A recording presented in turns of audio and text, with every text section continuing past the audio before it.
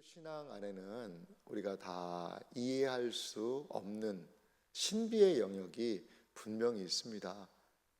우리는 모든 것들을 다 알고 싶지만, 그런데요, 우리의 한계가 분명히 있어요. 성경의 시대와 우리의 시대에는 차이가 분명히 있습니다. 어떤 차이가 있을까요? 시간의 차이가 있겠죠. 오늘 우리가 읽었던 고린도전서와 지금 우리가 사는 시대는 약 2000년이라는 시간의 경계가 있지요. 또한 문화적인 차이가 있습니다. 인종적인 차이가 있습니다. 여러 가지 성경은 차이를 가지고 있다라는 거죠. 또한 성경은 어떠한 또 차이가 있냐면, 그 당시의 성도들과 우리 시대의 성도들이 느끼고 경험하는 분명한 신앙적인 차이도 있습니다. 물론 하나님 안에서 복음을 경험하고 또한 그 복음에 반응하여 구원의 은혜를 경험하는 것, 이것은 무슨 차이가 있겠습니까? 하지만 같은 지금 시대를 살아가는 성도님들 안에도 신앙생활의 색깔이 다른 부분이 있어요. 어떤 분은 말씀을 하는데 더 집중하는 분이 계시기도 하고, 어떤 분은 기도와 찬양하는 것에 더 집중하는 부분이 있기도 하고, 그거는 잘못된 거야 라고 할 수 없는 신앙의 다양한 모습들이 있죠. 그런데 2000년 전에 고린도 지역에 있던 성도들의 이러한 신앙적인 그런 부분들도 우리는 분명히 우리 시대와는 좀 차이가 있을 거예요. 성경에는 풀기가 매우 어려운 이야기가 있어요. 그게 바로 오늘 고린도전서 14장이 하는 이야기가 성경에서 참 풀기가 어려운 부분일 수 있습니다. 오늘 14장 1절은 이렇게 말씀하고 있는데요. 사랑을 추구하며 신령한 것들을 사모하되 특별히 예언을 하려고 하라. 아멘. 여기 보면 고린도전서 13장 사랑장 다음에 나오는 이야기인데요, 무엇을 추구하라고 그러냐면 사랑을 추구하랍니다.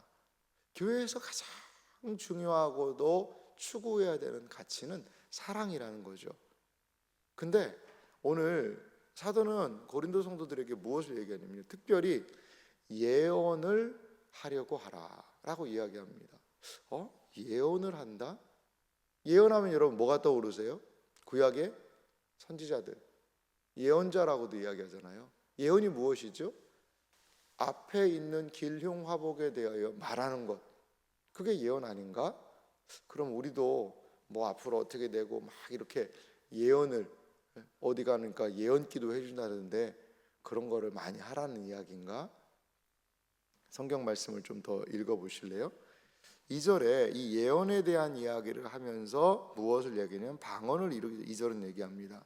방언을 말하는 자는 하나님에게 하지 아니하고 사람에게 하지 아니하고 하나님께 하나니, 이는 알아듣는 자가 없고 영으로 비밀을 말함이라. 예언과 방언을 좀 비교하고 있는데요, 그런다 예언을 보세요. 3절, 그러나 예언하는 자는 사람에게 말하여 덕을 세우며 권면하며 위로하는 것이요. 아멘. 여기에 예언의 세 가지 기능을 우리에게 이야기해 주고 있어요. 그것은 무엇입니까? 덕을 세우는 것, 이게 예언이라는 거예요. 두 번째는요, 권면하는 것, 이게 예언이라는 거예요. 세 번째는요, 위로하는 것, 이게 예언이라는 겁니다.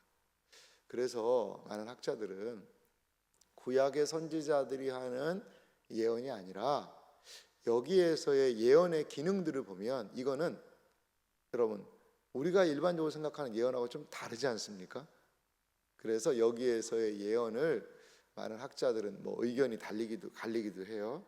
하지만 저명한 고린도 전서를 쓴 학자의 말을 빌려보니까 이게 바로 설교다, 이렇게 얘기하는 사람들이 많아요. 여러분 이제 설교라고 생각하고 보니까 좀 일리가 있지요. 여러분 설교의 기능이 뭘까요? 3절 다시 보여주시면 덕을 세우고 그리고 권면하고 그리고 또한 위로하는 것, 이렇게 이야기를 하죠. 그러니까 설교는 사람들에게 무엇인가, 이 예언이라는 건 사람들에게 무엇인가 하나님의 말씀을 주고 하나님의 말씀으로 위로하고 권면하고 그리고 교회에 덕을 세우는 그 일이라고 할 수 있다라는 거죠. 그런데 이 예언과 사도 바울이 무엇을 비교하냐? 방언을 비교하고 있어요. 이절 우리가 읽었습니다만 방언을 무엇이라고 이야기하냐면 2절 다시 보면요, 사람에게 하지 않는다. 그리고 방언은 누구한테 하는 거죠? 하나님에게 한다라는 거죠. 여기에서 우리가 어제 살펴보았던 사도행전 2장의 방언과 고린도전서 14장의 이 방언이라는 이 단어가 같은 단어가 쓰이기는 하지만 다른 거라는 걸 알 수 있어요. 사도행전 2장의 방언은 뭐라고 그랬죠? 외국어입니다. 그리고 사람들이 알아들었다는 거죠.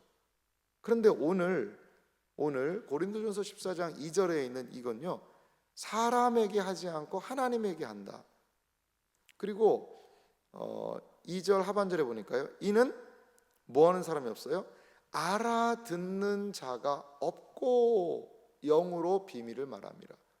여기에 있는 이 방언은 고린도전서 14장은 사도행전 2장과의 좀 다른 결의 언어다라는 것을 우리가 생각할 수 있습니다. 근데 사도 바울이 4절에 이렇게 얘기해요. 방언을 말하는 자는 자기의 덕을 세우고 예언하는 자는 교회의 덕을 세우나니. 아멘. 고린도전서 14장에 자주 등장하는 단어가요, 바로 이 세우고 세우나니, 세우다는 단어예요. 하나님께서 은사를 주시는데 그 은사를 가지고 뭐 하는 거죠? 교회를, 공동체를 세우고 유익되게 가야 한다라는 거죠. 자, 방언을 말하는 자는 자기의 덕, 방언을 매우 개인적인 경건의 수단으로 보고 있어요. 예언하는 자는 교회의 덕을 세운다. 사람들을 권면하고 위로하고 이것을 통해 교회의 덕이 된다라고 이야기를 하고 있습니다. 그래서 5절은 이렇게 말합니다. 나는 너희가 다 방언 말하기를 원하나 특별히 예언하기를 원하노라. 만일 방언을 말하는 자가 통역하여 교회의 덕을 세우지 아니하면 예언하는 자만 못하니라. 아멘. 여기에서 예언을 하기를 원하노라 라고 이야기하는 거죠. 하나님의 말씀으로 권면하고 그리고 하나님의 말씀으로 위로하고 그래서 교회를 세워가는 것이죠. 그리고 여기에서 사도 바울의 모습을 보면 방언이라는 것은 매우 개인적인 것, 은밀한 것, 잘 우리가 통역이라는 걸 하지 않으면 알지 못하는 것으로 우리가 사도 바울이 이야기하고 있는 것을 볼 수 있어요. 그러면서 이제 방언에 대한 이야기를 하면서 알아들을 수 있도록 해야 된다는 거죠. 7절 말씀도 보실래요? 혹 필이나 검은고와 같이 생명 없는 것이 소리를 낼 때에 그 음의 분별을 나타내지 아니하면 필이 부는 것인지 검은고 타는 것인지 어찌 알게 되리요? 이렇게 이야기합니다. 9절 이어보면요, 결정적인 방언에 대한 이야기인데 9절 보면요, 이와 같이 너희도 혀로서 알아듣기 쉬운 말을 하지 아니하면 그 말하는 것을 어찌 알리요? 이는 허공에다 말하는 것이라. 아멘. 여러분, 알아듣기, 혀로서 알아듣기 쉬운 말, 이것이 더 유익하다. 그 말하는 것을 어찌 알겠느냐? 허공에다가 말하는 것밖에 될 수가 없다라는 거죠. 사랑하는 성도 여러분, 우리가 지금 방언이라는 말이 매우 어떻게 보면 좀 일상적으로 그런 이야기들을 좀 많이 합니다. 그리고 방언 어떤 한 교단에서는, 교파에서는 방언을 하지 못하면 구원받지 못한 거다, 라는 그러한 이야기를 하는 교단도 있어요. 그래서 그리고 또 방언이 모든 은사로 들어가는 문이다 이렇게 알려주기도 했죠. 그런 여러 가지가 있는데 사실 뭐 이 새벽 시간에 그걸 다 말씀드리기가 언제 한번 이 부분을 좀 다루고 싶습니다. 은사에 대한 영적인 은사에 대한 걸 다루고 싶은데 좀 결론을 좀 말씀드리면 이 방언이라는 게요 교회사에서 2000년 동안 있던 교회사에서 사실 갑자기 20세기에 툭 튀어나오긴 했어요. 우리가 느끼는 방언, 막 기도하다가 막 그 하는 방언 있잖아요. 그게요 책이나 이런 신앙의 선배들을 보면 이제 그런 내용들이 그런 현상들이 조금은 되게 절제된 것 같거든요. 그러니까 루터나 칼빈 시대에 우리가 이야기하는 이런 방언이 그냥 기록이 없어요. 참 이거는 독특한 현상이거든요. 그리고 이런 언어가 변화가 되고 하는 그런 황홀경 이런 방언이라는 게요 우리 기독교 안에만 있는 게 또 아니더라고요. 제가 좀 연구를 해보니까 불교에도 방언이 있어요. 불교는 방언이라고는 안 하고 변음이라고 그러더라고요. 뭔가 이렇게 불교도 기도를 많이 하잖아요. 그럼 그런 현상이 일어난대요. 그리고요 이슬람 사람들 있잖아요. 이슬람도 우리 같은 그런 기도 이런 게 있거든요. 그 사람들도 우리 방언 유사한 것들이 있어요. 그래서 어떤 분들은 조심스럽게 이렇게 얘기합니다. 방언이라는 게 기독교의 전유물은 아닐 수 있다. 그리고 어떤 종교적인 황홀경으로 들어가게 될 때 나타나는 다른 종교에서도 발견하는 현상일 수도 있다. 현상일 수도. 그래서 이러한 방언에 대한 이야기 고린도전서 14장은요 학자들의 견해가 많이 갈리는 부분이기는 해요. 갈리는 부분이기는 해요. 우리가 하나 중요하게 생각할 것이 있어요. 방언은 모든 은사로 들어가는 문이다. 여러분 그러지 않을 수 있어요. 그리고 그러면 방언을 해야 구원받는 사람이다. 여러분 그거는 확실하게 아닌 것 같아요. 그건 아닌 것 같아요. 하지만 제가 여러 가지 상황도 보고 해서 내린 그런 저도 이제 한때 방언을 너무 하고 싶어가지고 제가 산속에서 막 기도도 하고 열심히 한 적이 있거든요. 그랬더니 어느 날 정말 막 이상한 말이 나오긴 하더라고요. 그런데 오늘 사도 바울도 이야기하지만 알아듣지 못하는 말로 뭐 1만 마디 하는 것보다 알아듣는 5마디 말이 더 유익하지 않겠는가 이렇게 얘기하는 말씀이 있잖아요. 우리 교회는 뭐 방언 기도를 막 권장하고 이거 안 하면 안 된다라는 교회는 아니에요. 하지만 혹시라도 정말 간절하게 기도하다가 그런 현상이 나오게 되면 그 현상에 집중할 필요는 전 없다고 봐요. 정말 이런 영적인 세계가 있구나라는 것을 깨닫고 더욱더 또렷하게 기도의 내용과 의미를 붙잡고 하는 것이 필요한 것 같아요. 뭔가가 울랄라 따따따로 막 1시간 했는데 이게 뭔 소리를 한 건지 이게 뭔 소리를 한 건지 잘 모를 때가 너무나 많고 그거보다 내 마음에서부터 길어 올린 기도 제목 한마디 그 간절함 한마디로 하나님께 나아가는 기도가 더 복되지 않을까 이러한 생각이 듭니다. 사랑하는 성도 여러분 15절 말씀이 오늘 사도가 방언에 대해서 이야기하는 매우 중요한 말씀 같은데요 14장 15절 보실래요? 그러면 어떻게 할까? 내가 영으로 기도하고 또 마음으로 기도하며 내가 영으로 찬송하고 또 마음으로 찬송하리라. 아멘. 여러분 이게 무슨 말일까요? 우리의 마음, 우리의 영, 우리의 인식하고 생각하고 판단할 수 있는 우리의 분별할 수 있는 언어와 마음의 생각을 하나님께 토로하는 것 그게 기도라는 거죠.